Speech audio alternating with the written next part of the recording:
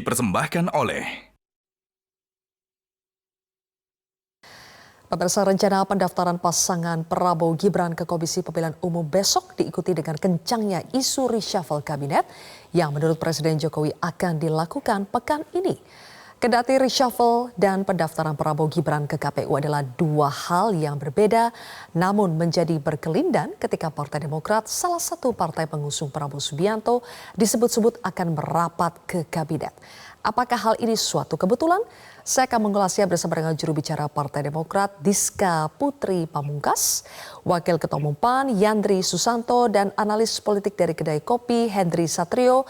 Selamat malam, Mbak Diska, Mas Yandri, dan juga Mas Hensat. Selamat malam. Malam. Julia. Oke, baik. Yandri. Ya, saya akan mulai dulu ke Mbak Diska. Mbak Diska, benarkah dalam pertemuan Presiden Jokowi dengan Mas Ahaye di Istana kemarin, Presiden Jokowi meminta Mas Ahaye jadi Menteri Pertanian? Ya, jawabannya tidak.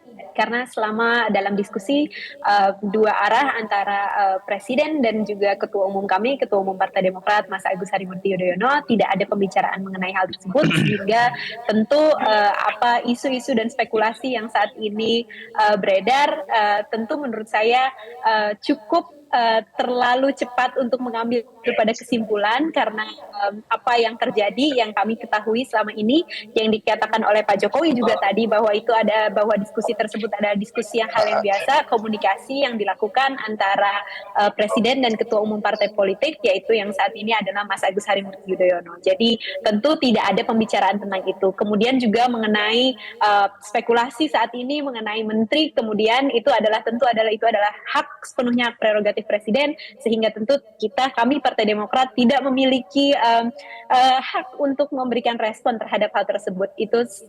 Itu menurut saya. Dan jika tadi kemudian dikait-kaitkan dengan postingan media sosial Mas Ahaye begitu, ini adalah tentu yang kami bisa sampaikan adalah Mas Ketum ini adalah Ketua Umum Partai Demokrat, Ketua Umum yang selama ini selalu beraktivitas, selalu berkeliling Nusantara.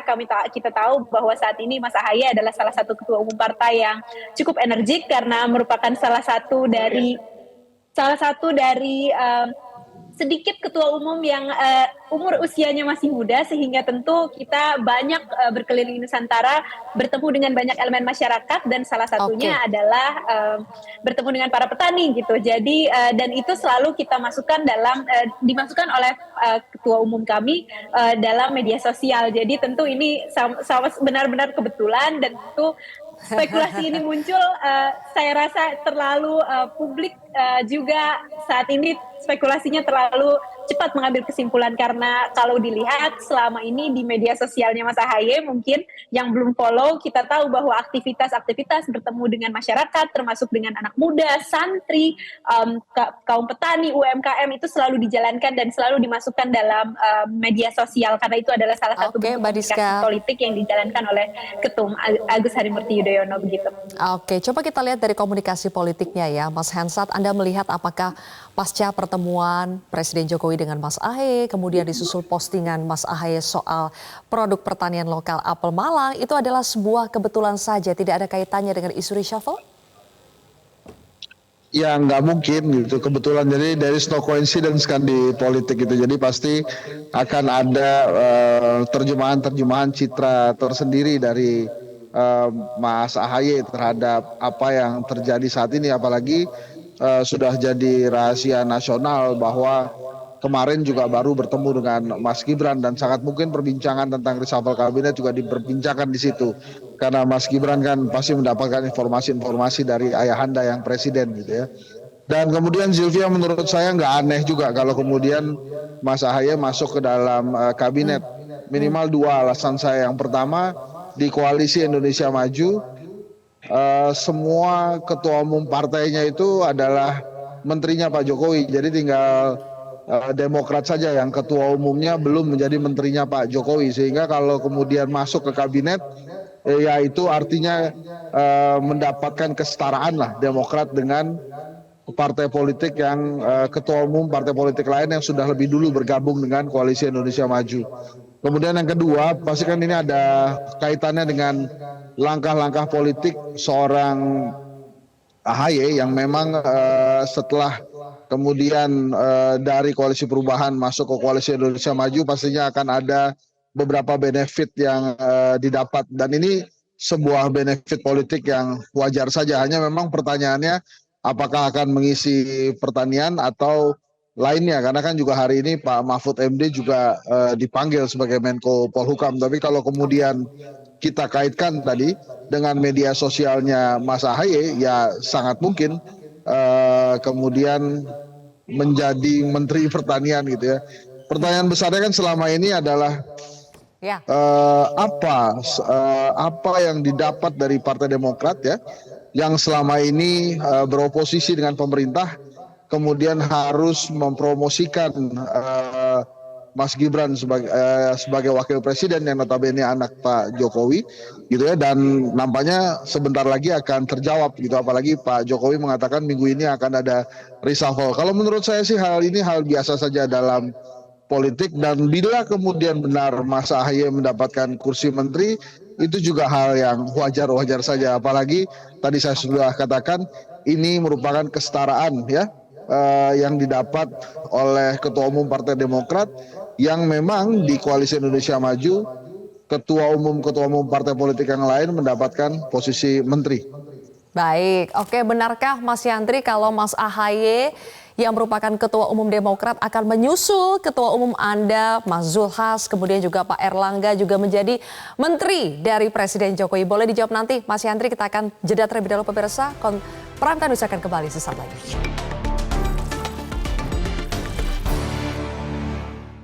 Dipersembahkan oleh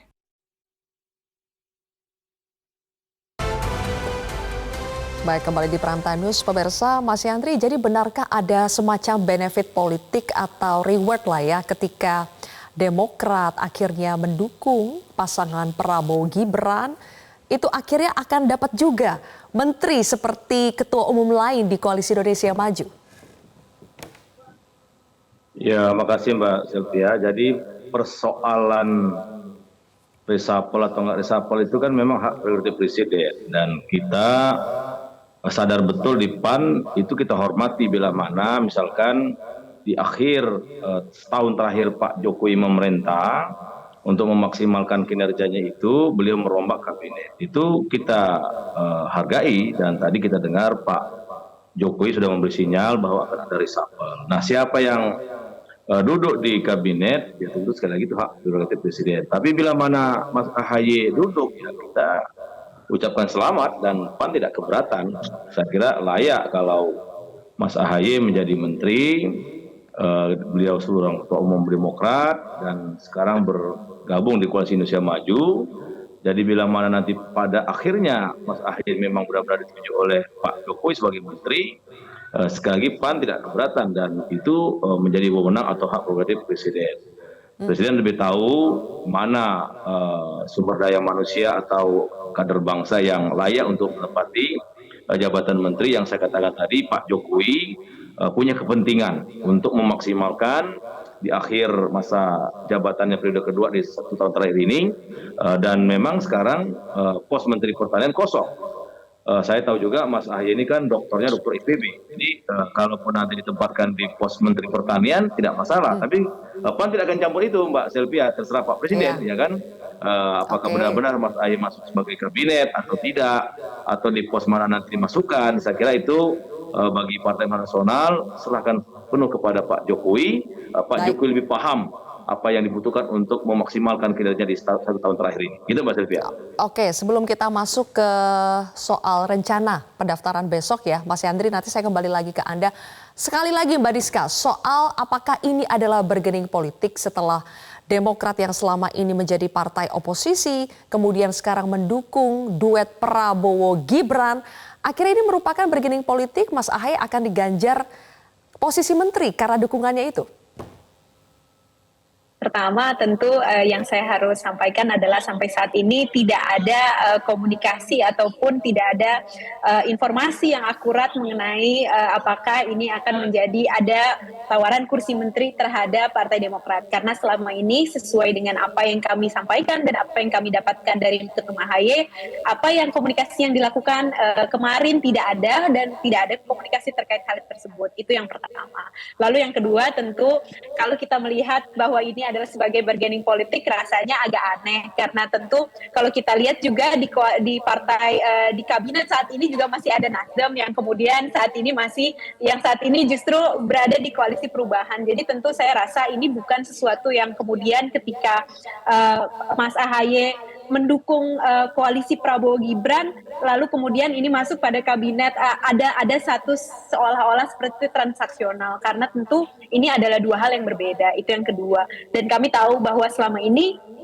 kami di koalisi Indonesia Maju ini meskipun kami datang terakhir tapi kami selalu mendapatkan kesetaraan. Kami mengapresiasi bagaimana Pak Prabowo selalu memberikan hubungan yang diskusi, hubungan yang luar biasa baik bersama kami dan juga disamakan begitu hak dan kewajibannya dengan partai politik dan partai koalisi yang lain begitu. Sehingga tentu ini saya rasa bukan bargaining politik karena tentu pertama tidak pernah ada hingga saat ini kita belum mendengar ada suatu kontak atau informasi yang akurat terkait tawaran ini, dan tentu yang kami dapatkan sampai saat ini belum ada hal tersebut. Dan apabila tentu kemudian ada tawaran itu, tentu itu adalah hak prerogatif presiden. Kita tidak bisa memilih apa yang menjadi yang terbaik menurut presiden. Itu yang kedua. Baik, dan yang ketiga kita lihat bahwa selama ini di kabinet kita juga saat ini kita melihat di kabinet yang saat ini Pak Jokowi juga masih ada Partai Nasdem di sana yang saat ini juga sekarang berada di koalisi perubahan. Jadi kami lihat bahwa koalisi yang ada saat ini sampai 2024 itu adalah hal yang berbeda itu.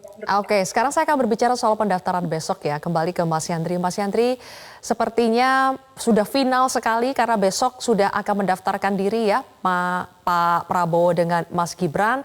Tapi khusus pertanyaan buat PAN adalah apakah sudah betul-betul legowo kalau pasangan dari Pak Prabowo ini akhirnya Gibran, bukan Erick Thohir yang selama ini diusulkan oleh PAN? Saya kira itu materi nggak perlu dibahas lagi, Mas Sylvia.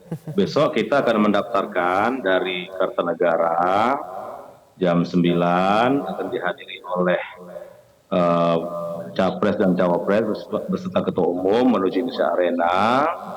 Hampir mungkin sekitar 40-50 ribu kader dari masing-masing partai ditambah relawan.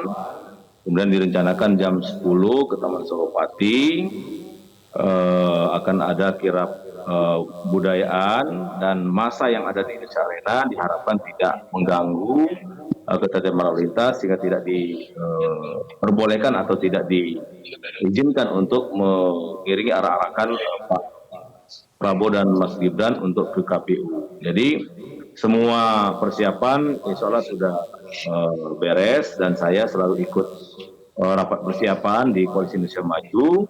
Jadi bismillah besok Mbak Sylvia, semua berkas dan semua partai koalisi siap untuk mendaftarkan Pak Prabowo dan Mas Gibran. Dan ini sudah keputusan final dari semua ketua partai politik bahwa dinamika sebelum keputusan itu ada, ya itu biasa. Dan semua persoalan atau dinamika politik kan ada ujungnya, ada kesepakatan. Dan undang-undang hanya memperbolehkan satu capres dan satu cawapres. Saya kira itu, Mbak. Oke, terakhir untuk Mas Yandri. Memang semuanya sudah bersepakat, semuanya sudah diperhitungkan. Apakah termasuk PAN memperhitungkan insentif apa yang akan diterima PAN dari duet Prabowo Gibran?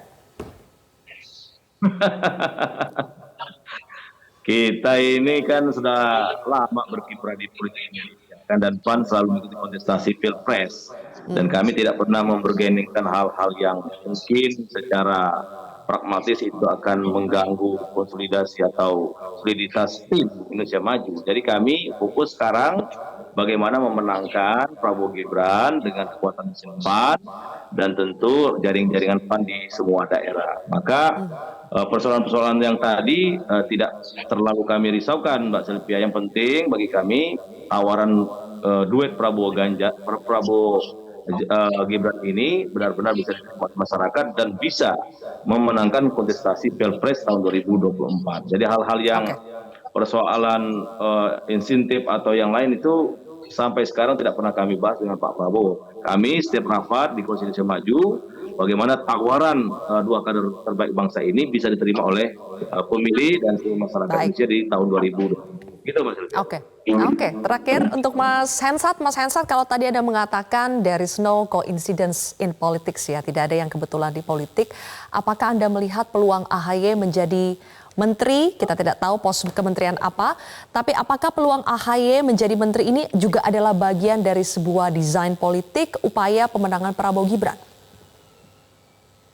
Oh iya jelas dong, itu kan sebuah insentif yang tidak mudah dan tidak murah ya Mbak ya, dan apa yang akan didapat oleh Partai Demokrat akan menjadi sebuah pencapaian yang luar biasa di ujung-ujung jelang masuknya Pilpres dan kemudian Pileg gitu ya. Hanya memang mungkin Mbak Diska dan kawan-kawan harus berhati-hati dengan komunikasi politik atau pesan komunikasi yang akan disampaikan dari Demokrat selama ini, selama menjadi oposisi dan saat ini berada di jalur pemerintahan ya, bahkan berada di dalam Koalisi Indonesia Maju. Mungkin ada pesan-pesan komunikasi yang memang harus diubah, tapi pada kesempatan ini bila nanti kemudian Mas AHY masuk ke kabinet, saya harus ucapkan selamat. Dan besok kalau saya tidak salah ada dua posisi kosong, kalau tidak salah yang pertama ada pertanian ya, kemudian saya dengar hasil perbincangan dengan Pak Mahfud adalah kosongnya posisi Menko Polhukam. Mungkin benar tapi mungkin juga tidak, tapi setidaknya ada dua posisi yang menunggu Mas AHY untuk bisa diisi. Nah memang menarik sekali nanti perjalanan Partai Demokrat, terutama para caleg, para kader, para simpatisan yang sudah terbiasa menjadi oposisi, kemudian saat ini harus mengkomunikasikan Prabowo dan tentu saja privilege yang besar seorang anak presiden, Mas Gibran, maju ke dalam perhelatan Pilpres 2024. Baik, kita lihat saja ya, jadi atau tidak bagaimana. Terima kasih Mas Hensat, Mbak Diska dan juga Mas Yandri. Terima kasih sudah bergabung bersama kami dalam pembahasan di Prime Time News hari ini. Jelajahi cara baru mendapatkan informasi. Download Metro TV Extend sekarang.